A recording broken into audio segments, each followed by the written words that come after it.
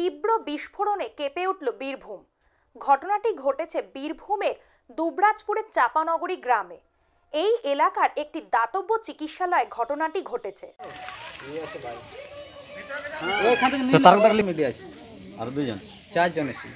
চারজন আমার কি আছে গো?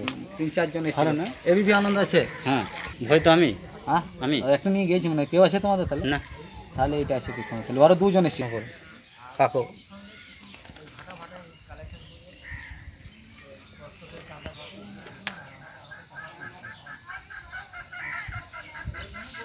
এইসব মাল তৈরি চলছে।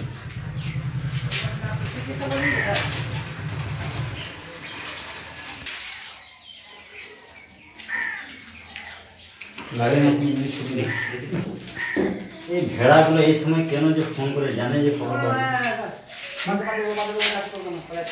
গ্রামবাসীদের দাবি, লকডাউনের পর থেকে বন্ধ ছিল ওই চিকিৎসালয়।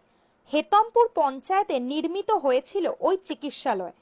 ভেঙে পড়ে দাতব্য চিকিৎসালয়ের গোটা বিল্ডিং সহ ভেতরের জানলা দরজা সমস্ত কিছুই।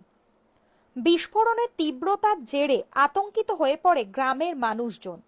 কি কারণে এই বিস্ফোরণ? বোমা থেকে নাকি অন্য কিছু কারণে? খতিয়ে দেখছে পুলিশ। ভয়ের কি রয়েছে? তোমার কাছে তো ছাড়বে টিভিতে দেখতে।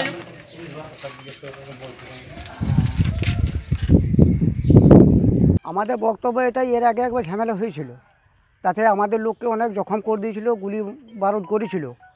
সেই পরিকল্পনা করার জন্য আবার দ্বিতীয়বার ঝামেলা করার জন্য এইগুলো মালগুলো কিন্তু রাখা হয়েছিল, বোম বারুদগুলো।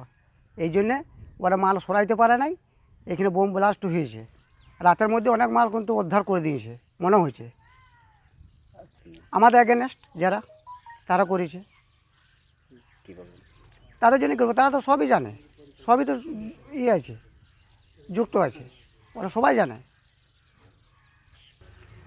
এর আগে এরকম ঝামেলা হয়েছিল আমাদের, মানে এই পুকুরে মাছ করে ওই বাচ্চারা সব সাঁতার কাটছিল, সাঁতার কাটতে বলছে মাছ ধরেছিস, ঝামেলা করার এলো।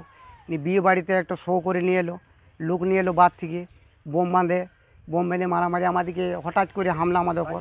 আমাদের লোক অনেক গুলি পেয়েছে। এতে রসুলপুরের লোক আছে আমাদের,